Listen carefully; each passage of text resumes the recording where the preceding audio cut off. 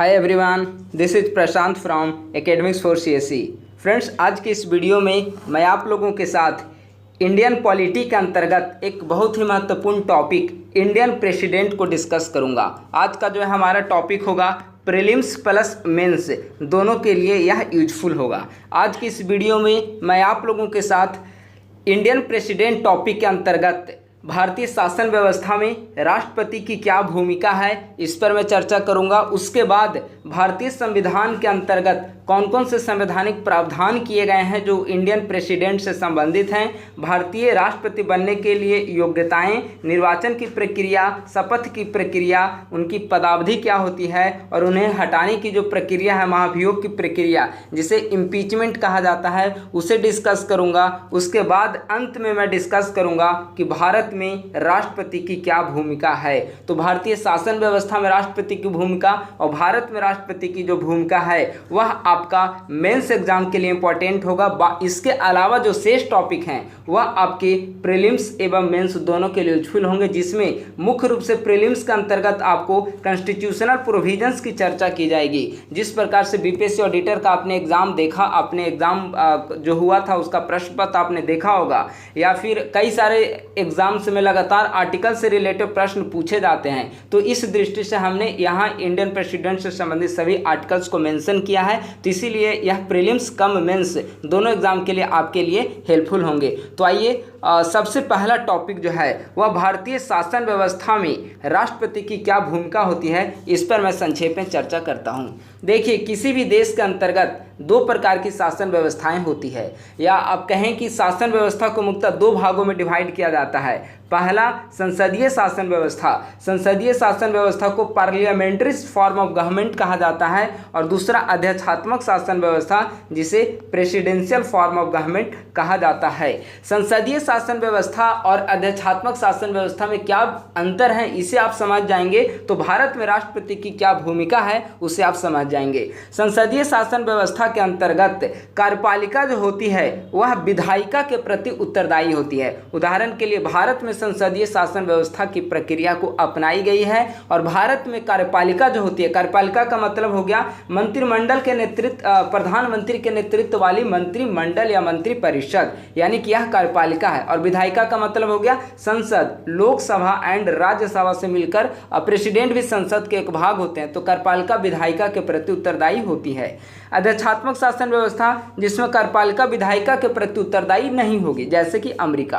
तो भारत में संसदीय शासन व्यवस्था की प्रक्रिया अपनाई गई है। यह अलग विषय वस्तु बनेगा कि संसदीय शासन व्यवस्था भारत में किस प्रकार की है। तो नेक्स्ट वीडियो, आगे कभी वीडियो में मैं डिस्कस करूंगा कि भारत की संसदीय शासन व्यवस्था कैसी है। ठीक है, तो अभी बस इतना आपको जानना है कि संसदीय शासन व्यवस्था दो प्रकार की होती है, शासन व्यवस्था दो प्रकार की होती है। पहला संसदीय शासन व्यवस्था, दूसरा अध्यक्षात्मक शासन व्यवस्था। ठीक है, अब समझिए कि शासन व्यवस्था के अंतर्गत दो प्रकार की कार्यपालिका होगी। ठीक है, एक नाम मात्र की कार्यपालिका होगी, नाम मात्र की कार्यपालिका, और दूसरा वास्तविक कार्यपालिका।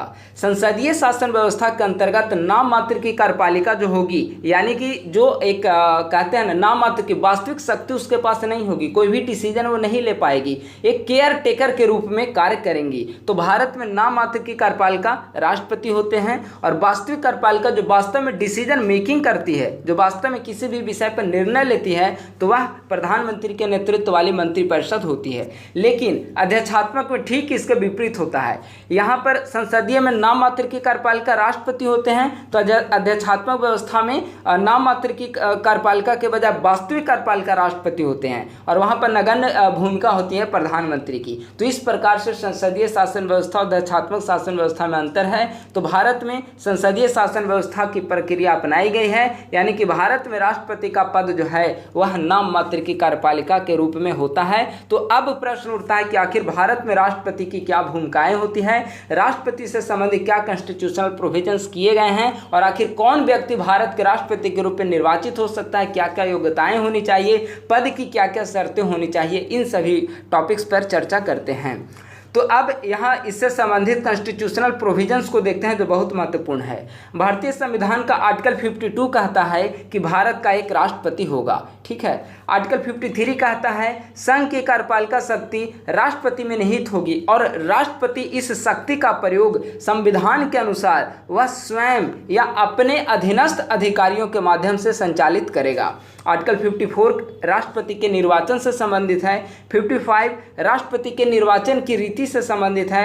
आर्टिकल 56 राष्ट्रपति की पदावधि से संबंधित है, यानी कि राष्ट्रपति 5 वर्ष तक कार्य करेगा। हालांकि बीच में भी वह कई सारे ऐसे प्रावधान हैं, जैसे राष्ट्रपति पद पर को जो धारण करता हुआ त्यागपत्र दे दे, या बीच में उन कार्यकाल के अंदर उनकी डेथ हो जाती है या उनके चुनाव अयोग्य घोषित हो जाते हैं, तो बीच में भी उनका चुनाव कराया जा सकता है, लेकिन ऐसे पदावधि उनका 5 वर्ष का होता है। 57 पुनर्निर्वाचन हेतु पात्रता। भारत में एक व्यक्ति एक से अधिक बार भी राष्ट्रपति बन सकता है, तो यह पुनर्निर्वाचन हेतु क्या पात्रता होनी चाहिए। पुनर्निर्वाचन का मतलब फिर से चुने जाने के लिए पात्रता। आर्टिकल 58 निर्वाचन के लिए क्या अर्हताएं होनी चाहिए। अर्हता का मतलब होता है योग्यता।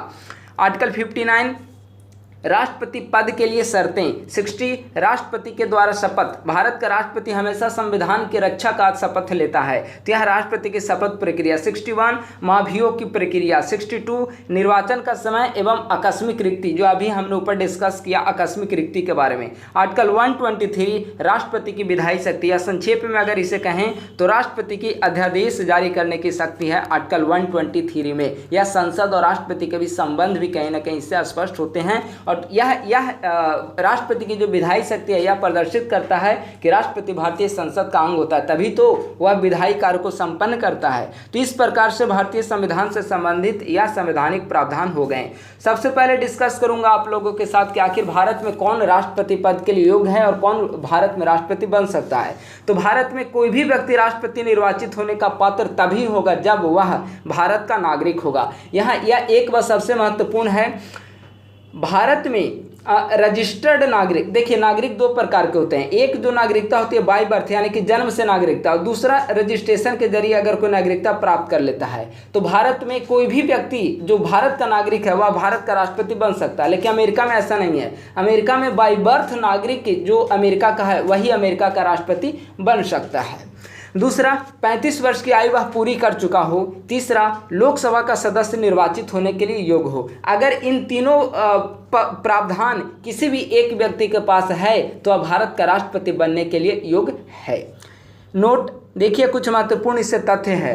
कोई व्यक्ति जो भारत सरकार के या किसी राज्य की सरकार के अधीन अथवा उक्त सरकारों में से किसी के नियंत्रण में किसी स्थानीय या अन्य प्राधिकरण के अधीन कोई लाभ का पद धारण करता है तो राष्ट्रपति पद के लिए पात्र नहीं होता। इस सेंटेंस में इंपॉर्टेंट है कि कोई भी व्यक्ति जो लाभ का पद धारण करता है वह राष्ट्रपति पद के लिए योग्य नहीं होता है। यानी कि भारत का नागरिक होना चाहिए, 35 वर्ष की आयु पूरी करनी हो, 35 वर्ष की आयु पूरी कर चुका हो और लोकसभा सदस्य बनने की योग्यता रखता हो। लोकसभा सदस्य नहीं हो बल्कि योग्यता रखता हो तो वह भारत का राष्ट्रपति बनेगा, लेकिन एक और शर्त है कि वह लाभ के पद को धारण करने वाला नहीं होना चाहिए। अब देखते हैं भारत में राष्ट्रपति का निर्वाचन। भारत में राष्ट्रपति का निर्वाचन कैसे होता है, तो एक निर्वाचक मंडल के द्वारा भारत में राष्ट्रपति का निर्वाचन होता है और उस निर्वाचन मंडल के अंतर्गत संसद के दोनों सदनों के निर्वाचित सदस्य भाग लेते हैं और राज्यों की विधानसभाओं के भी निर्वाचित सदस्य भाग लेते हैं। यहाँ पर एक बात मैं आप लोगों का स्पष्ट कर दूं कि संसद और राज्य विधानसभा के मनोनीत सदस्य इसमें भाग नहीं लेते हैं। अगर भारतीय संसद के द्वारा किए गए 104वें संविधान संशोधन को यहाँ पर ध्यान रखें तो लोकसभा और विधानसभा जो आर्टिकल 331 और आर्टिकल 333 थी जिसमें एंग्लो इंडियन का प्रतिनिधित्व लोकसभा और विधानसभा में प्रदान किया गया था, तो उसे समाप्त किया गया। यानी कि विधानसभा और लोकसभा में अब मनोनीत सदस्य के रूप में एंग्लो इंडियन की भूमिका नहीं होगी। तो संसद के दोनों सदनों के निर्वाचित सदस्य और राज्य विधानसभा के निर्वाचित सदस्य, राज्य विधानसभा के सदस्य भी आप लिख सकते हैं क्योंकि एंग्लो इंडियन जिनका मनोनयन होता था उनका तो अब समाप्त हो गया मनोनयन। तो आप ये भी कह सकते हैं कि संसद के दोनों सदन के निर्वाचित सदस्य और राज्यों की विधानसभाओं के सदस्य इसमें भाग लेते हैं। यहाँ पर राज्य के अंतर्गत देखिए, भारत में संविधान संशोधन के जरिए दिल्ली और पुडुचेरी, चूंकि दिल्ली और पुडुचेरी संघ शासित प्रदेश है, लेकिन इसके बावजूद वहाँ पर विधानसभा है, तो दिल्ली और पुडुचेरी की विधानसभा को देखते हुए इसका प्रतिनिधित्व भी यहाँ पर शामिल किया गया है। यानी कि राष्ट्रपति के निर्वाचन के अंतर्गत संसद के दोनों सदनों के निर्वाचित सदस्य भाग लेंगे, राज्यों की विधानसभाओं के निर्वाचित सदस्य भाग लेंगे। यहाँ एक और बात स्पष्ट कर दूं कि सिर्फ विधानसभा के सदस्य भाग लेंगे, न कि विधान परिषद के सदस्य। और तीसरा, दिल्ली और पुडुचेरी संघ राज्य क्षेत्र के विधानसभा के सदस्य भी इनमें भाग लेंगे। तो यह भारत के राष्ट्रपति के निर्वाचक मंडल में कौन कौन सदस्य शामिल हैं, ये है। अब प्रश्न है कि आखिर निर्वाचन की प्रक्रिया क्या है। तो भारत में राष्ट्रपति का निर्वाचन अनुपातिक प्रतिनिधित्व पद्धति के माध्यम से होता है और एकल संक्रमणीय मत के माध्यम से निर्वाचक मंडल के द्वारा होता है। निर्वाचक मंडल में कौन कौन सदस्य होते हैं, ऊपर हमने चर्चा कर दिया है। अब देखते हैं कि चूंकि राष्ट्रपति के निर्वाचन में एमपी और एमएलए वे होते हैं जो राज्य विधानसभा के सदस्य होंगे, और एमपी वे होते हैं जो कि लोकसभा और राज्यसभा के सदस्य होंगे। तो भारत में एक विधायक के मतों का मूल्य और एक सांसद के मतों का मूल्य अलग अलग होता है। तो इसे सबसे पहले हमें जानना होगा कि जो एमएलए वोटिंग प्रक्रिया में भाग लेंगे उनके मतों का मूल्य क्या होगा। तो एक विधायक के मतों का मूल्य निकालने के लिए उस राज्य की जनसंख्या, एक विधायक का मत मूल्य निकालने के लिए जिस राज्य के वे विधायक हैं उस राज्य की कुल जनसंख्या को राज्य विधानसभा के निर्वाचित सदस्य से डिवाइड करते हैं, तत्पश्चात 1000 से डिवाइड किया जाता है। यहाँ पर प्रश्न आप कर सकते हैं कि आखिर 1000 से डिवाइड क्यों करते हैं। तो आप देखते होंगे कि जनगणना वगैरह का जो आंकड़ा होता है, अक्सर जो लिंगानुपात है या फिर कोई भी डेटा निकाला जाता है वह 1000 की कंपेयर में ही निकाला जाता है। तो इसीलिए यहाँ भी 1000 से डिवाइड किया जाता है, यानी कि एक विधायक के मतों का मूल्य उस राज्य की कुल जनसंख्या अपॉन राज्य की विधानसभा के निर्वाचित कुल सदस्य डिवाइड 1000 होता है। यह जो प्राप्त होगा वह एक विधायक के मतों का मूल्य होगा। अब यहाँ यह भी जरूरी है कि एक राज्य के सभी विधायक के मतों का मूल्य बराबर होगा, लेकिन अलग अलग राज्यों के विधायकों का मूल्य अलग अलग होगा। क्योंकि अगर बिहार को एग्जाम्पल में देखें तो बिहार की कुल जनसंख्या अलग है, यूपी की कुल जनसंख्या अलग है, एमपी की कुल जनसंख्या अलग है। तो स्वाभाविक है कि वहाँ की कुल जनसंख्या अलग अलग है, वहाँ की विधानसभा के कुल सदस्यों की संख्या अलग अलग है। तो स्वाभाविक है कि प्रत्येक राज्य के विधायकों का मतों का जो मूल्य होगा वह अलग अलग होगा। लेकिन यह बात कंफर्म है कि एक राज्य के अंतर्गत सभी विधायकों के मतों का मूल्य इक्वल होगा। यह हमने एमएलए के मतों का मूल्य हमने जाना। अब प्रश्न है एक एमपी के मतों का क्या मूल्य होता है। तो एक एमपी के मतों का मूल्य वही होगा जो सभी राज्यों के विधायकों के मतों का मूल्य को संसद के निर्वाचित सदस्यों की कुल संख्या से डिवाइड करने पर जो प्राप्त होगी वह एक एमपी के मतों का मूल्य होगा, यानी कि एक एमपी का वोट वैल्यू होगा। तो इस प्रकार से एमपी और एमएलए के वोट वैल्यू का हम लोग ज्ञात करते हैं। तत्पश्चात जो कुल मत प्राप्त होते हैं उसे 2 से डिवाइड कर 1 ऐड कर देते हैं, और जो भी प्राप्त होता है, यानी कि आप कह सकते हैं 50% + 1। 50% के लिए का क्या मतलब होता है 1/2, यानी कि जो टोटल वोटिंग प्राप्त होगी उसे 2 से डिवाइड करेंगे और 1 उसमें ऐड कर देंगे। वो जो प्राप्त होगा उतना प्राप्त करने वाले कोई भी राष्ट्रपति पद के उम्मीदवार अगर उतना मत प्राप्त कर लेते हैं तो आप भारत में राष्ट्रपति पद निर्वाचित हो जाते हैं। अब प्रश्न है कि भारत में राष्ट्रपति का निर्वाचन भी हो गया, भारत में राष्ट्रपति कौन बन सकता है यह भी हमने देख लिया। अब प्रश्न है कि आखिर वह शपथ किस चीज की लेते हैं, आखिर उनका शपथ ग्रहण समारोह कैसा होता है। तो भारत में राष्ट्रपति को शपथ दिलाने का कार्य चीफ जस्टिस ऑफ इंडिया के द्वारा किया जाता है।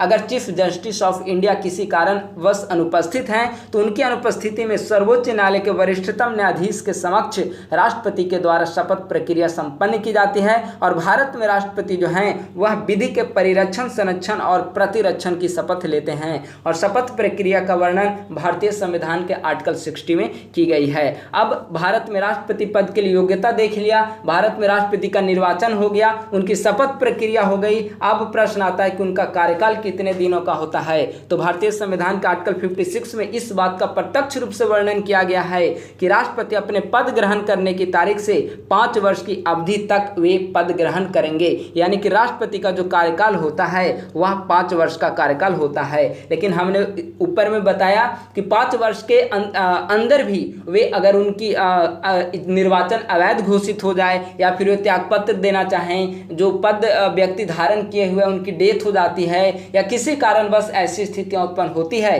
तो 5 वर्ष के अंदर भी उनका पद रिक्त हो सकता है।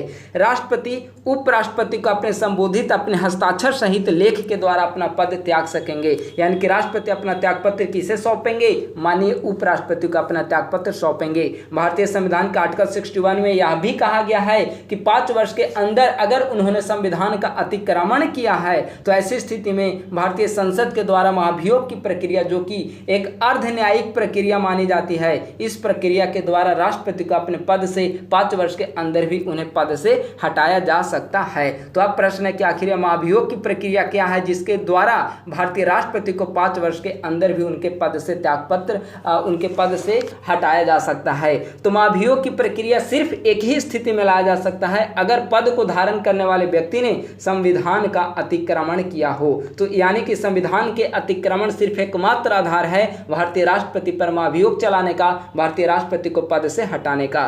तो महाभियोग का जो प्रस्ताव है, अगर यह संसद सदस्यों को लगता है कि माननीय राष्ट्रपति के द्वारा संविधान का अतिक्रमण किया गया है तो उन्हें हटाने का प्रावधान, महाभियोग का प्रावधान संसद के किसी भी सदन में प्रस्ताव के जरिए लाया जा सकता है। लेकिन वह प्रस्ताव तभी लाया जाएगा जब राष्ट्रपति को 14 दिन पहले आप सूचना देंगे। और साथ ही साथ एक और महत्वपूर्ण बात है कि प्रस्ताव लाने के लिए उस सदन की, जिस सदन में यह प्रस्ताव लाया जा रहा है, चाहे वह लोकसभा हो या फिर राज्यसभा, उस सदन के 1/4 सदस्यों की सहमति होना आवश्यक है।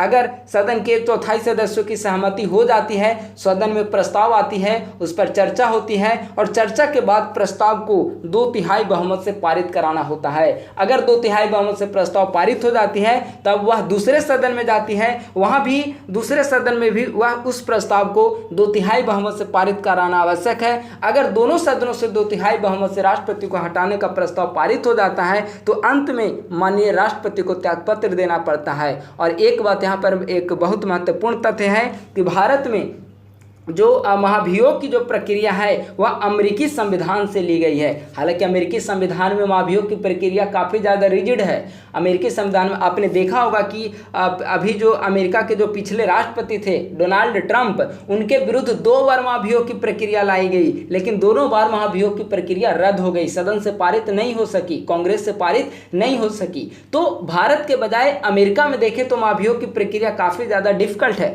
भारत में 1/4 सदस्यों की सहमति से प्रस्ताव लाया जाता है और 2/3 सदस्यों की बहुमत के जरिए उस प्रस्ताव को पारित कराकर भारत के राष्ट्रपति को त्यागपत्र देने के लिए बाध्य किया जा सकता है। त्यागपत्र 5 वर्ष से पूर्व भी दिया जा सकता है। तो इस प्रकार से भारत के राष्ट्रपति को हटाने की प्रक्रिया है।